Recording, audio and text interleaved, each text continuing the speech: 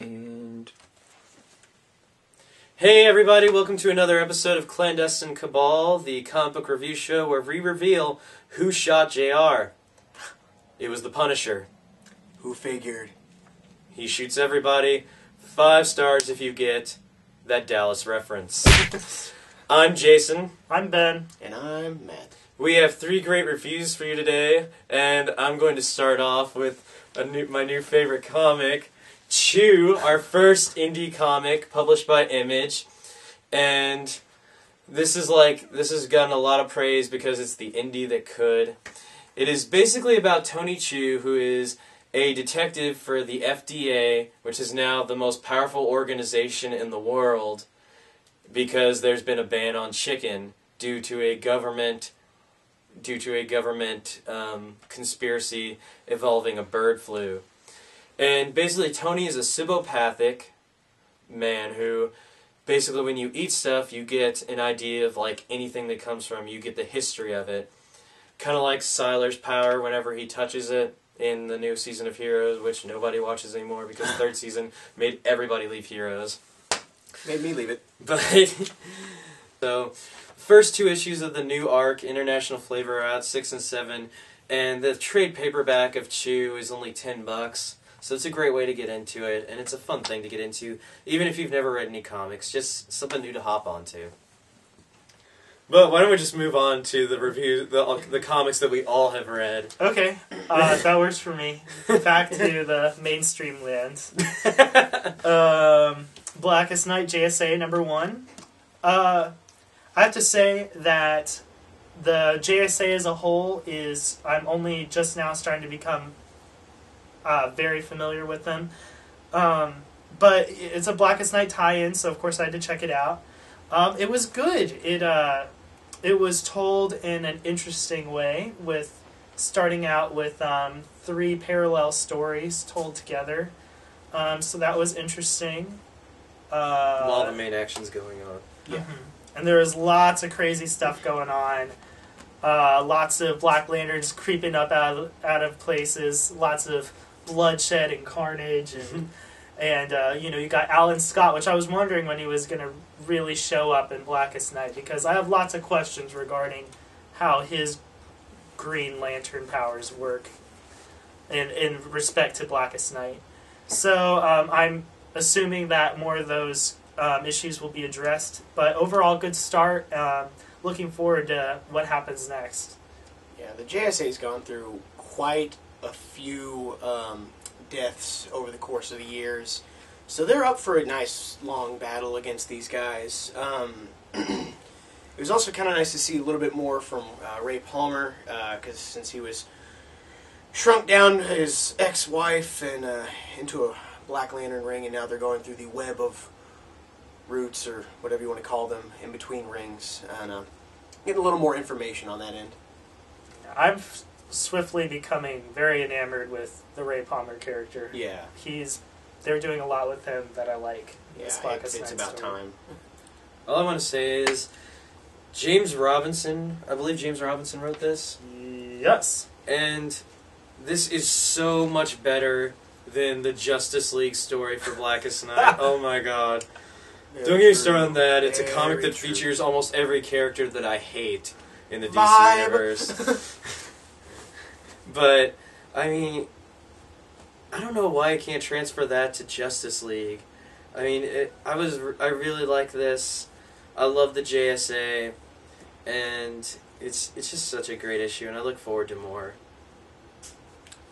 Alright, I guess that leads us on to our final comic of the week, and that would be Green Lantern Corps number 43. Ooh. Oh my gosh! Guys, a Red Lantern! Well, if you haven't been keeping up, spoiler alert, Kyle Rayner died, and Guy isn't too happy about that. And there was a Red Lantern that just recently died around him, and that ring kind of went on his finger. So now Guy's a mixture between a Red Lantern and a Green Lantern. Who else? All this stuff just kind of happened. Yeah, it's just right there in the first couple pages. So Guy goes on a killing spree, spitting red blood needles over everybody. And My favorite panel in that issue is when he's like holding it all in. It's he's just like. it's But should check it out just for that. The other Lanterns are trying to protect Kyle from black rings getting on his finger, and luckily they do revive him. Thanks to the only other Scarlet.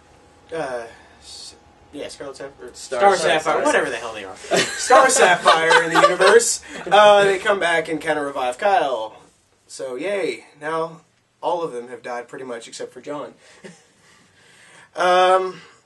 That's pretty much where the story goes from there. A lot of death on the Black Lantern sides, thanks to Guy. And finally, by the way, Crib dies finally.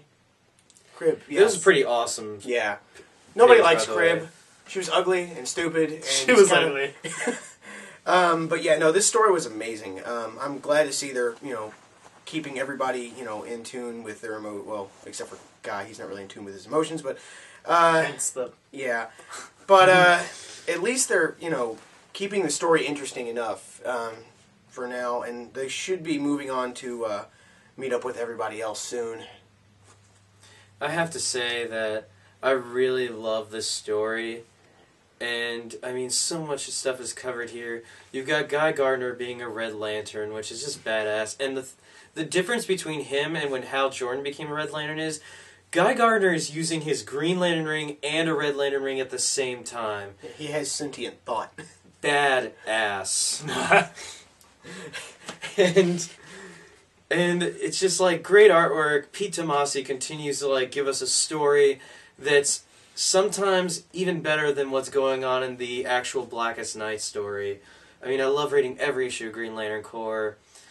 The only problem I have with this entire issue is Kyle Rayner looks like Keanu Reeves. I didn't even think about that until you said that. Holy crap. I've just got a thing about Keanu Reeves. It's not a good thing. So No man crushes. No man crushes. But I just don't like Keanu Reeves. But I like this. Okay, I enjoyed the story. The only thing, I don't want to repeat anything that anyone else has said. The only thing I didn't like about it was the whole... I mean, I liked it and I didn't. I didn't like the whole Star Sapphire rings can bring people back from the dead if you love them enough. And it just felt a little plot devicey to me. Like, we have to give the Star Sapphires something cool to do because otherwise they're just lame. And Scarlet Sapphires. Well, I mean, they've kind of been destroyed. I mean, it was nice that they had something that was good, and it was important. And I'm glad that Kyle Rayner's back. Yeah. I don't really understand 5 minutes that he was dead. I don't really understand why he died, except maybe to make Guy Gardner mad. So it all felt a little plot devicey to me, just to get from point A to point B.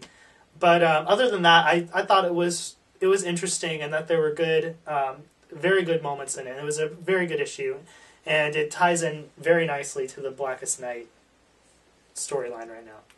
The end. All right, that's all the time we have for now. If you guys have any questions that you would like to see us answer in like a viewer's question and answer thing, just send us an email at clandestinecabal@gmail.com. And if you like these videos, subscribe to our channel, and you can also become a fan of us on Facebook. Just type in Clandestine Cabal, and our title card is the profile picture. So until next week, you guys have a great day.